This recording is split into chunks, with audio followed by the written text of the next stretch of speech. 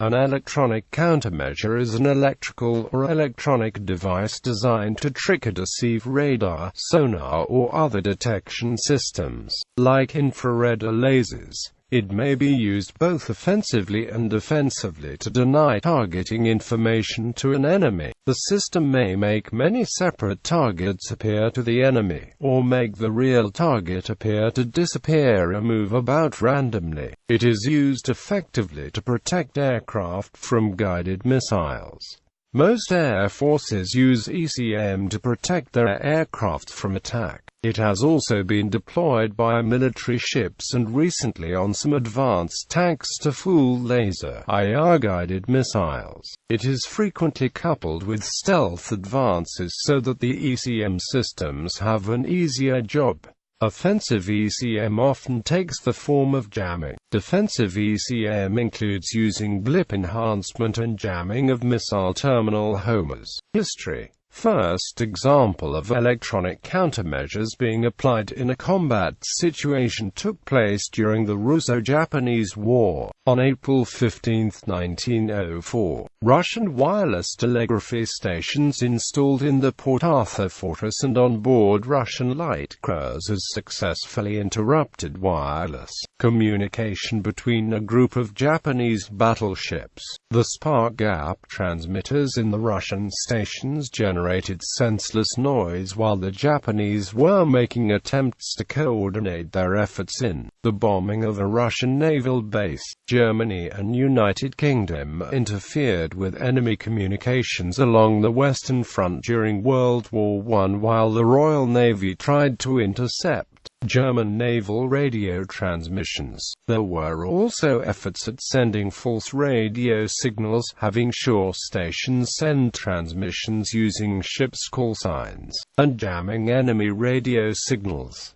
World War II ECM expanded to include dropping chaff, jamming and spoofing radar and navigation signals. German bomber aircraft navigated using radio signals transmitted from ground stations, which the British disrupted with spoofed signals in the Battle of the Beams. During the RAF's night attacks on Germany, the extent of electronic countermeasures was much expanded, and a specialized organization, No. 100 Group RAF, was formed to counter the increasing German night fighter force and radar defenses. Cold War developments included anti-radiation missiles designed to home in on enemy radar transmitters.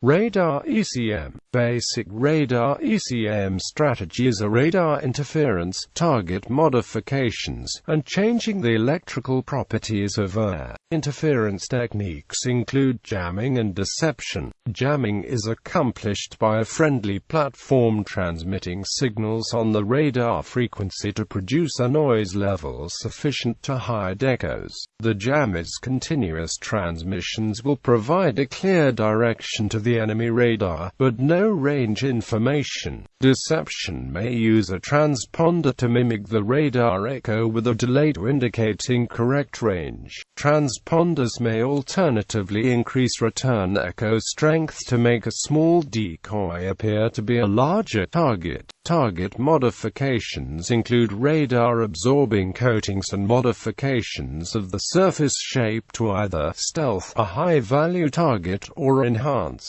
reflections from a decoy. Dispersal of small aluminium strips called chaff is a common method of changing the electromagnetic properties of air to provide confusing radar echoes. Communications ECM. Radio jamming. Communications jamming is the deliberate transmission of radio signals that disrupt communications by decreasing the signal-to-noise ratio to the point where the target communications link is either degraded or denied service. Aircraft ECM. ECM is practiced by nearly all modern military units, land, sea or air. Aircraft, however, are the primary weapons in the ECM battle because they can see a larger patch of Earth than a sea or land-based unit. When employed effectively, ECM can keep aircraft from being tracked by search radars, or targeted by surface-to-air missiles or air-to-air missiles. An aircraft ECM can take the form of an attachable underwing pod or could be embedded in the airframe. Fighter planes using a conventional electronically scanned antenna mount dedicated jamming pods instead, or, in the case of the US, German, and Italian air forces, may rely on electronic warfare aircraft to carry them. ECM pods vary widely in power and capability. While many fighter aircraft are capable of carrying an ECM pod, these pods are generally less powerful, capable and of shorter range than the equipment carried by dedicated ECM aircraft, thus making them an important part of the inventory. Future airborne jammers. The next generation jammer is being developed to replace the current and ALQ-99 carried on the EA-18G and EA-6B electronic warfare planes.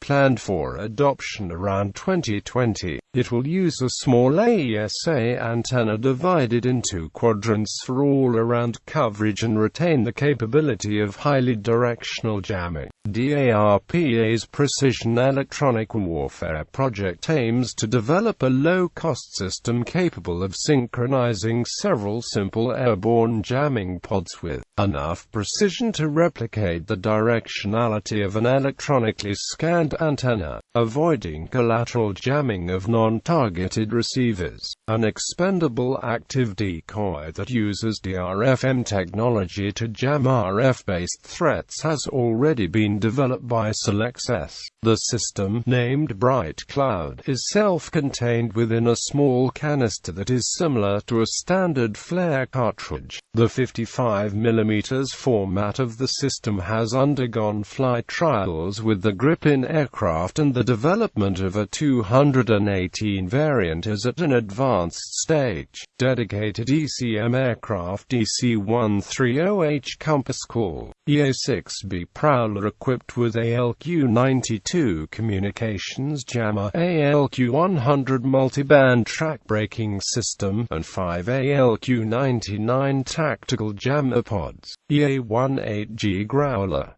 EF-111A Raven, Tornado ECR, Su-24MP, Jag-28PP, Mi-8PP, shipboard ECM. The ULQ-6 Deception transmitter was one of the earlier shipboard ECM installations. The Raytheon SLQ-32 shipboard ECM package came in 3 versions providing warning, identification and bearing information about radar-guided cruise missiles. The SLQ-32 V3 included quick reaction electronic countermeasures for cruisers and large amphibious ships and auxiliaries, in addition to the RBOC launches found on most surface ships. The BLR-14 submarine acoustic warfare system provides an integrated receiver, processor, display, and countermeasures launch system for submarines. Infrared and acoustic analogies.